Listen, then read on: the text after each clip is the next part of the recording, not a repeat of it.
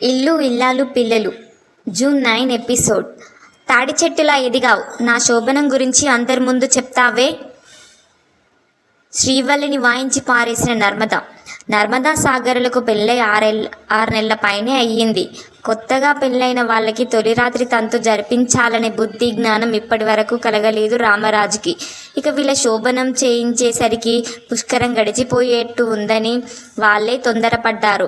ఆ తంతు దిగ్విజయంగా ముగించుకున్నాక ఇప్పుడు రామరాజుకి వాళ్ళకి శోభనం జరిపించాలనే ఆలోచన కలిగింది. దొంగలు పడ్డ 6 నెలలకి కుక్కలు మురిగినట్టుగా ఈరోజు రాత్రి ప్రసారం కాబోయే ఎపిసోడ్లో ఏమైందంటే, ఇంటి పెద్ద కోడలికి శోభనం కాకుండా తను శోభనం చేసుకుని పిల్లల్ని కనడం మంచిది కాదనుకున్న నర్మద తన శోభనాన్ని పెదబావ పెళ్ళయ్యే వరకు వాయిదా వేసుకుంటుంది. తీరా పెళ్ళయ్యాక కొత్త కోడలు శ్రీవల్లితో పాటు నర్మదకి కూడా ఒకేసారి శోభనం జరిపించడానికి ముహూర్తం పెడతారు. అయితే శ్రీవల్లి పెద్ద కోడలైన తనకే ముందు పిల్లలు పుట్టాలని దురుద్దేశంతో నర్మదా శోభనం జరగకుండా చేసేస్తుంది. అయితే నర్మదా ఊరుకుంటుందా?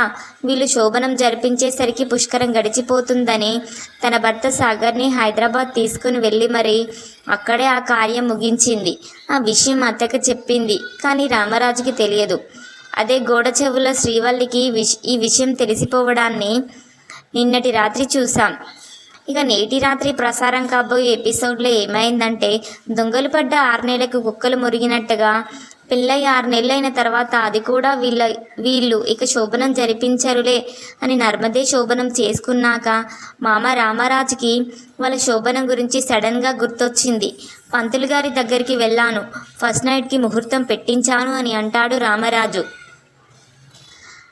ఆ మాట విని షాక్ అయిన వేదవతి, అయ్యో వాళ్ళకి ఆల్రెడీ అయిపోయిందని ఎలా చెప్పాలి అని అనుకుంటుంది. ఇంతలో శ్రీవల్లి పెద్దగా నవ్వుతుంది.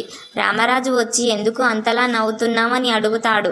దాంతో శ్రీవల్లి అయ్య బాబోయ్ ఆ నవ్వు ఆపుకోవడం నా వల్ల కావడం లేదండి మామయ్య గారండి, పుట్ట పగిలిపోయేలా ఉంది అని అంటుంది.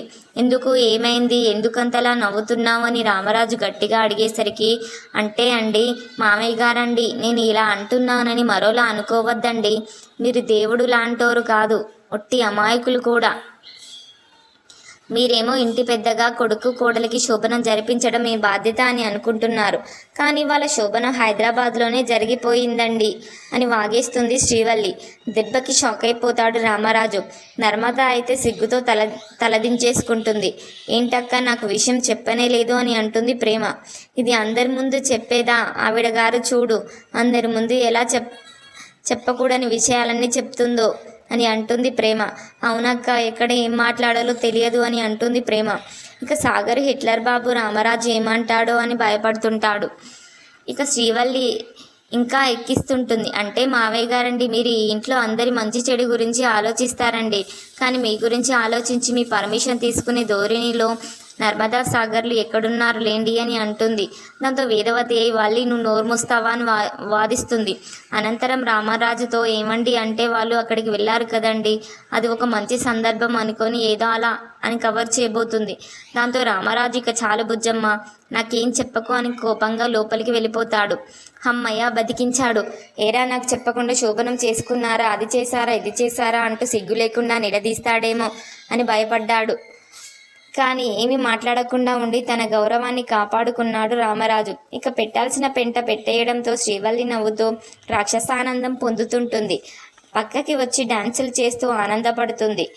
శ్రీవల్లి అది చూసిన నర్మద శ్రీవల్లి దగ్గరికి వచ్చి, చిచ్చి, ఏది ఎక్కడ చెప్పాలో కూడా తెలియదు, చెప్తా దీని పని అంటూ ప్రేమను తీసుకొని శ్రీవల్లి దగ్గరకు వెళ్తుంది. ఏయ్, నీకు అసలు బుద్ధుందా, తినేది అన్నమేనా అని చెయ్యి ప్రేమ వైపు చూపిస్తూ తిట్లు మాత్రం శ్రీవల్లినే తిడుతుంటుంది నర్మద. లేవుగా, నాకు అలాంటివే లేవుగా, నాకు సిగ్గే లేదు అని అంటుంది ప్రేమ ఇండైరెక్ట్గా శ్రీవల్లిని చూపిస్తూ. అటు ప్రేమ ఇటు నర్మద మధ్యలో శ్రీవల్లిని పెట్టి ఇండైరెక్ట్గా తిట్టి పారేస్తుంటారు. ఇద్దరు కలిసి చెడుగుడు ఆడుకుంటారు. బాగానే చదువుకున్నాను అన్నావు కదా, ఎప్పుడు ఏం మాట్లాడాలో ఎలా మాట్లాడాలో అన్న బుద్ధి జ్ఞానం లేవా నీకు అని అంటుంది నర్మద. నో కాదా, అస్సలు లేవు కాదా, ఎందుకంటే నా చదువుపైన నాకు డౌట్ కదా అని అంటుంది ప్రేమ.